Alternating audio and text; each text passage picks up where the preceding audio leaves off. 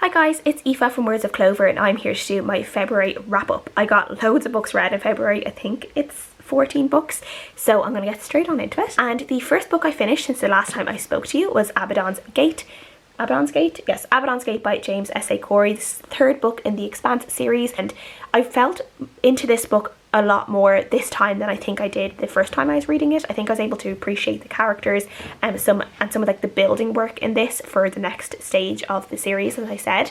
So yeah, I'm really looking forward to reading the fourth book, and I gave this one a 4 out of 5 stars. The next book I read is Wundersmith by Jessica Townsend. This is the second book in the Nevermore series, and in this book we are following a little girl called Morrigan Crow, who on her, I think it's her 12th birthday, she is accepted into this magical world of Nevermore. She always thought that she was destined to die on her 12th birthday, but instead she's brought to this magical world of Nevermore where she gets the chance to enter the trials to become a member of this Wonder Society, where she's able to kind of basically be part of a magical world. And this is the second book, so we are seeing what happens after those Wonder trials, and we are seeing what happens to Morrigan and the next stages on her journey. And this one was fun. I feel like the first book with the Wonder Society, we were kind of seeing it from the outside, where with this time with Morrigan we were able to see it from the inside. We were able to see how things worked. We got a few new characters. We also got some really nice friendships being built up in this book too, and I really appreciated that. So yeah, I did really enjoy this. This is a middle grade novel, so some of the things that I saw coming, like I'm an adult reading this, so if I was a child, reading this would be like absolutely amazing, because it's just such a magical world. There are so many different parts of Nevermore that I think work really well, and for a child's mind in particular would be absolutely fascinating. I would love to kind of go back to like my 9-10-year-old self and give them this book and reread it and read it for the first time as a child, because I think it would just be so magical. I enjoyed this. I gave it a 4 out of 5 stars. After that, I read the next book for the Found in Translation book club, so I read the February book pick, and this is Small Country by Gael. So this was originally written in French. We are following a young boy called Gabby who is living in Burundi in the 90s, and we see basically what happens to his country, to his family, as the Rwandan war spills over into Burundi. The Hutus and the Tutsis, how that kind of race war spills over into Burundi and affects him and affects his family, to the point where he eventually has to flee with his sister and his family to France, and that's where he grows up. The book is kind of inspired by the author's own experience. He was originally born and raised in Burundi, and he had to flee to France with his family because of the Rwandan war. So this one was like, I enjoyed this one, and I do think it was really kind of, there was something really kind of sad and poignant about it, reading kind of from the outside of what was happening in Rwanda and the, I guess, what was going to be spilling over into Burundi, but from a child's point of view. Like, he doesn't want to grow up. He's desperate to hold on to his childhood, and it's been snatched away from him way before he is ready, both from just the war spilling closer and closer to him, but also his friends who are growing up much faster than him and want to be a part of this war and are doing things that he's not necessarily comfortable with, and he's kind of tagging along with them, but he doesn't want to do it. I gave this a 3 out of 5 stars. So I did enjoy it, and I did really appreciate like seeing this point of view of this both of the Rwandan war, but also from a point that I was learning a lot more about Burundi. Like, I didn't really know anything about Burundi before reading this book, and so it was fascinating to learn about it. But I also feel like this book could have been written in a slightly different way, where we might have had like the adult Gabby go back to Burundi and then kind of flashbacks. I feel like it might have worked a little bit better than getting a lot of it in one kind of section and then seeing this tiny little bit of him going back to Burundi at the end. I really would have appreciated that being interspersed throughout the novel, and seeing his the differences between the flashbacks to his childhood and then maybe the future, the present day Burundi that he is experiencing. After that, I listened to Snowflake by Louise Nealon on audiobook, and I absolutely loved this book. I've heard a lot of really great things about this book, but I'm so glad I picked it up and that I listened to it, especially on audiobook. The audiobook was very good. This one is a little bit in league with books like, you know, Sally Rooney and Nisha Dolan, because we are following a young girl just out of school. She's entering college for the first time. Her name is Debbie, and she is based in Kildare on a dairy farm with her mother and her uncle. and she is travelling up and down to Dublin most days for college, and we see her kind of experience Dublin and college and the big bad world away from her family for the first time, and her anxieties around that, and her having to learn how to kind of be an adult, and she's not really ready to be an adult. There's a lot of things that she doesn't really know how to do, and there's a lot of things that she doesn't really do well for herself, and she still has kind of a lot of issues that she needs to work through. And she also doesn't have the best family life in that her mother is slightly emotionally abusive, her mother is slightly mentally unwell as well, and then her uncle might be kind of a borderline alcoholic as well. Though I loved her uncle. Her uncle was my favourite character in this book, and he just has grabbed my heart and held on to it, and I really love him. His name was Billy, and if you've read this book you will know why. He's just one of those wonderful characters, and if I was to like describe him in any way, it would be like the Irish uncle that Matt LeBlanc became in the Friends reunion. I don't know if anyone else knows this, but he trended in Ireland after that reunion because he literally looks like an Irish dad. Like, he looks like an Irish man talking about the latest football match of the weekend. But that's who I imagined Billy. It was great. It was just that exploration of that like moment in between like kind of childhood and adolescence and adulthood, and like it's so confusing and hard and exciting all at the same time, and we experience all of that with Debbie. And we also see her go through moments where she's really not looking after herself, and there's parts of it that are really hard to read, like parts where she's drinking too much, she's engaging with sexual activities with guys that like are just, it's like really dangerous for her in terms of just like sexual health. Just really enjoyed this one. I just felt like it was so real, but there was also this really slight like magical like element to this book, very slight, something to do with dreams, and it was like I don't think it really added anything to the book, to be honest. I feel like I could have done without that and just had like the actual just like real part of this book. But yeah, I just absolutely love this one, and I gave it a 5 out of 5 stars. So the next book I read was His Only Wife by Peace Adzo Medie. This is a novel set in Ghana. We're following a young girl called Afi who ends up in this arranged marriage with this other man called Femi, who is the favourite son of like the village's like businesswoman. She's a very influential person in this village. She gives a lot of people jobs. So Afi ends up in this relationship with Femi, and one of the reasons why his family wanted her to marry him is because he has been seeing a woman who his family don't agree with and don't like. So they are hoping that his marriage with Afi will kind of bring him away from this other woman. You're following Afi as she kind of steps away from this kind of small village, and now she is living in Accra, this kind of more like bigger city in Ghana, and she suddenly has all these new opportunities. We're just kind of following her along on this journey. This is a very kind of mundane story, but I actually really enjoyed it, and I really loved the writing in it. I loved kind of just learning more about Ghana, about Accra, about Ghanaian culture, family traditions. Family culture and family traditions is very important in this, because obviously Afi has to stay on the good side of Femi's family, and we see the ways in which he has kind of distanced himself from his family in different ways because of this other woman. And we also see Afi struggle with the idea of this other woman. She's been told kind of loads of different things about this woman. She doesn't really know what to believe, but she knows that her job is to get Femi with her and into her bed, and like to be with her all the time, and like it's kind of like a lot of pressure to put on her basically. And you know, she's kind of really struggling with that, struggling with jealousy, struggling with insecurity, but also at the same time she is also finding herself in so many different ways. As I said, the story itself is mundane. There's not a lot of like actiony plot around this book. We're really just following her life, following her marriage, her marital troubles, the ups and downs of her marriage, of this kind of strange arranged marriage, an untraditional marriage in a lot of senses from like a Western point of view, but quite normal in African culture. So yeah, I really enjoyed it. It was a really enjoyable read for me. I gave it like a 3.5 stars, and I would definitely recommend it for people to read and to pick up and to give a chance. And I will definitely be reading more by the author, as I just really enjoyed her writing style. The next book I read was The Love Hypothesis by Ali Hazelwood. I don't think this book really needs much of like an explanation. This is like a book talk, booktube darling. We are following a fake dating situation where PhD student Olive ends up pretending to date this other fellow, I think he's a fellow or some sort of like like higher up in the college that she's studying. His name is Adam, and they end up in this fake dating situation. You see this fake dating relationship kind of just blossom, and they start to develop real feelings for each other, obviously. And this was just really, really sweet, really, really enjoyable. I just really like this one. I loved all the interactions between Olive and Adam. I found Adam really sexy. I really liked all of their, like, as I said, all their interactions, but they had really nice chemistry, and I really loved all those just little cute moments between them.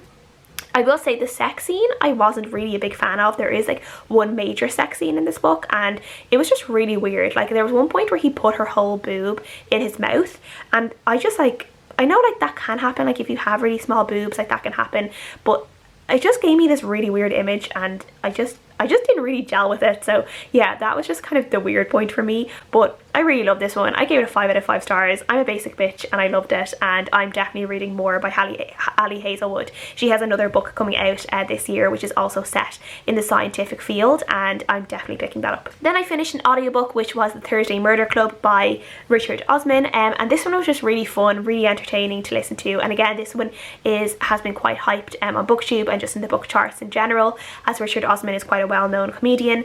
And in this one we are following a group of 70-year-olds that live in this retirement village, and they have this club called the Thursday Murder Club, where they go through all of these unsolved murder cases, try and like see if they could solve the murder. Something happens where there's actually a real murder like on the grounds of this retirement village, and the club end up like having to put their skills into proper action into figuring out who this murderer was, like why this person was murdered, and what is going on. And this was just a lot of fun. It's a cozy murder mystery. You kind of have to put your believability cap like outside the door. There's a lot of things that like the club do and that they get away with that doesn't really seem plausible. I do really like the fact that they did bring the police in on the investigation, and the way they worked the police a little bit, especially at the start, by like using their age to kind of almost like trick the police into like telling them things or letting them like know more than they should. And that was just really fun, and I really just enjoyed the way all of the characters, how we got to know all of them, and like in little ways, but there's still so much more. This is a series that's going to be really fun to follow as we get to know more and more about the characters that we're following.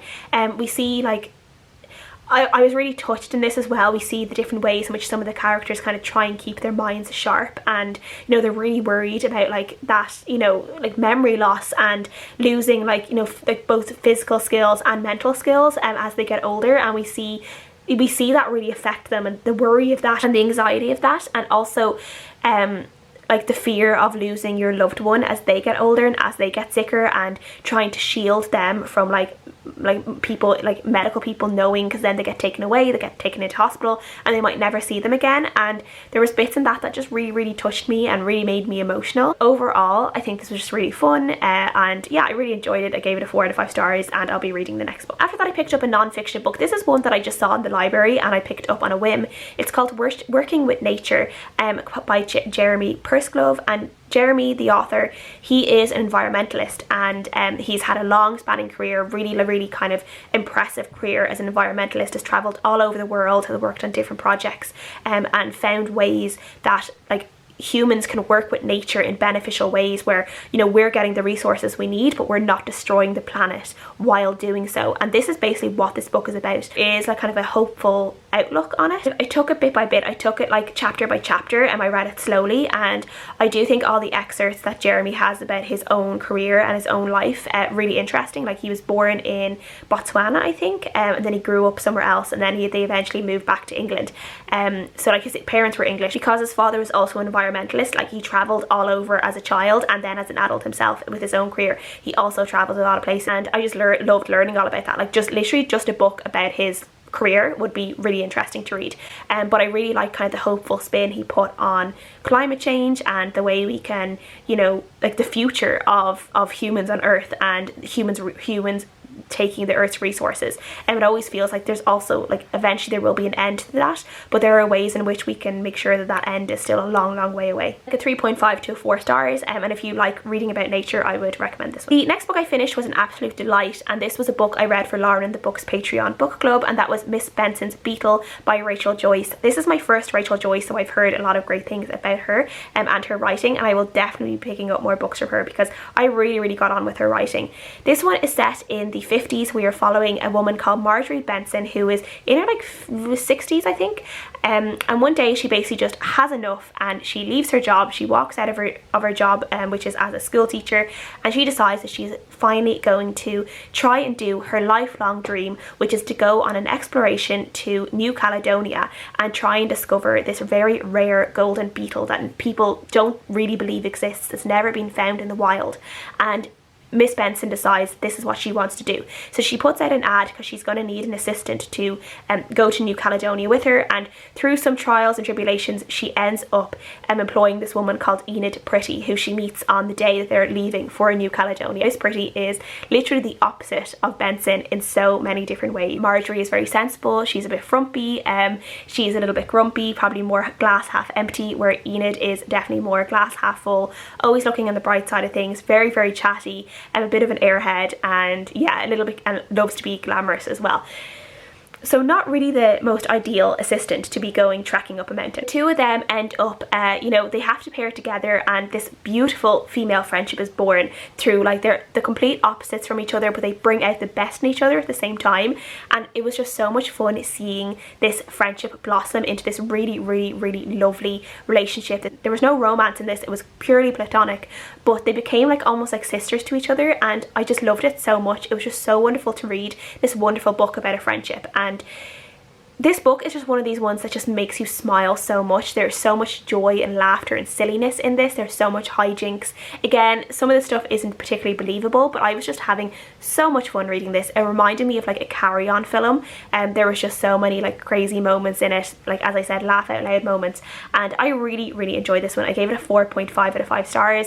I just couldn't give it a whole 5 stars because something happens at the end that I wasn't really a big fan of, but yeah, really, really enjoyed this one, and I definitely recommend. I read another audiobook, and this was As You Were by Elaine. Feeney. This is a book set in Galway in Ireland, and we are following a character called Siobhan, who is on a ward. She is in hospital, she's on this ward, and we know that something kind of serious is going on, like in terms of her medical treatment. She has been diagnosed with something that she doesn't really want to talk about, and she hasn't told anyone, not even her husband. The only person she has told is a lone magpie on the day of her diagnosis. But now things have taken a turn, and Siobhan is now on this ward with a few other people.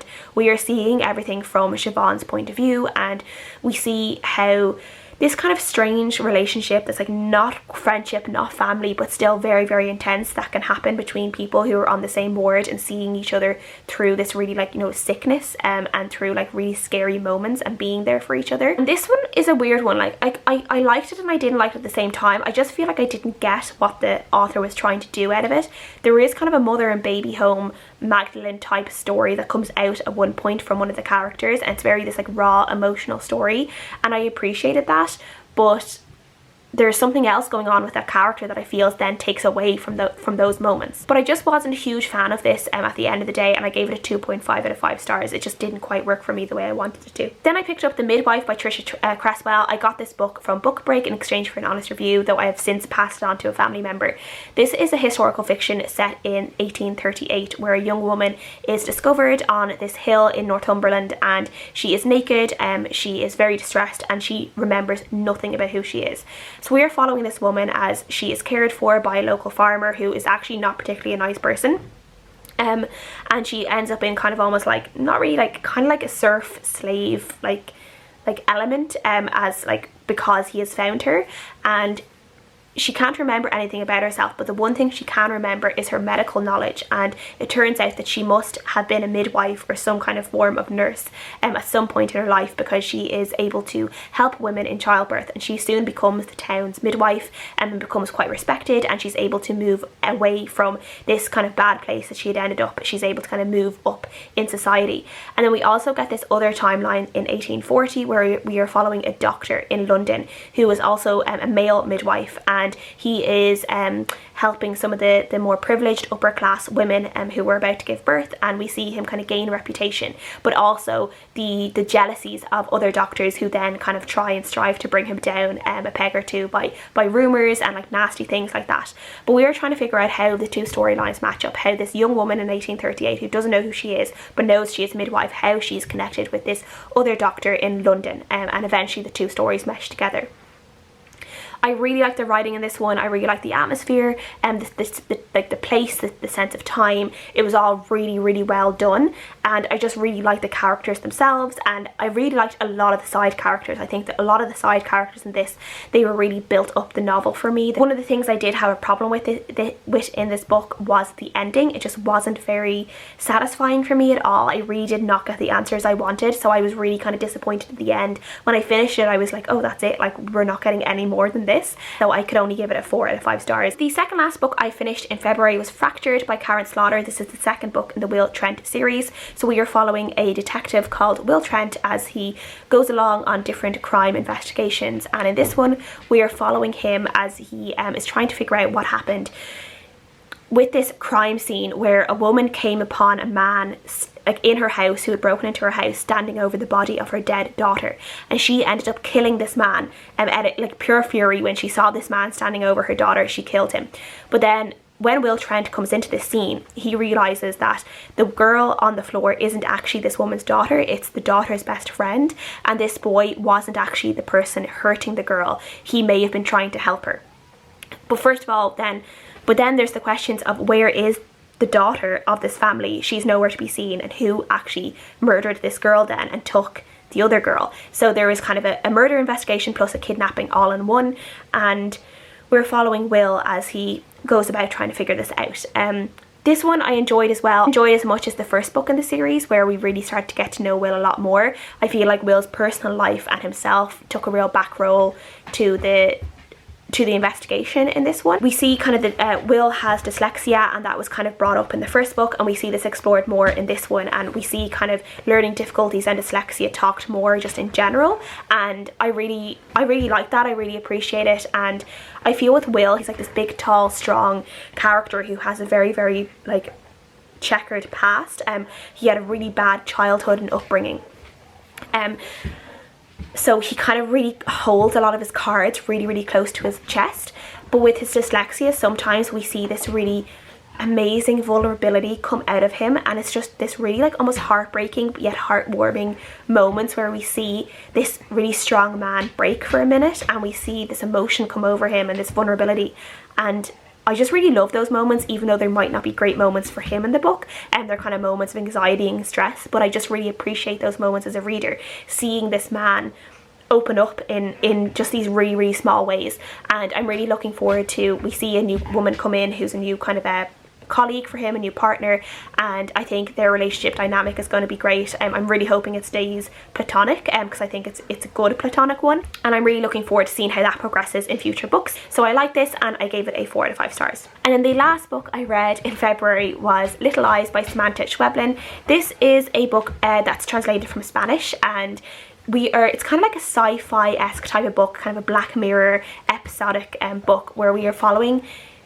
a bunch of different characters in a world very pretty much exactly like ours, except there is this new toy slash robot that is like all the rage, almost like a Furby. They're like these little robotic animals that have cameras in them. You can choose to either be a dweller or a keeper. So you can be a keeper and you can keep these animals in your home, which means that you're allowing someone who is like controlling this little animal, this robotic animal, you're allowing them to see your life and to see a lot of like really private moments in your life. And then on the other side, you can be a dweller, which is you are the person controlling this robotic animal. We are seeing kind of the way this obsession takes over people, the effect of the technology, the bonds that people create between keepers and dwellers, even though they don't know who like each other are really, but then this intense bond can grow between these people, how it can be used for good, it can be used for bad.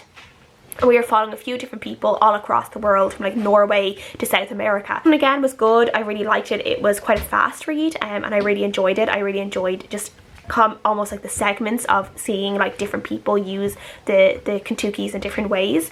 Definitely scared me a lot. I was like I really feel like this is probably something that could actually happen someday. I could see it happening quite easily. So yeah, it was a little bit scary in that aspect, but yeah, it was just an enjoyable all-round book, and I gave it a 4 out of 5 stars. So that's everything I read in February. A lot of books. I hope you guys had a nice cup of tea or something to keep you company during that. But please let me know what you guys think. Have you read any of these books? Do you want to read any of them now? And I will see you guys again in the next video.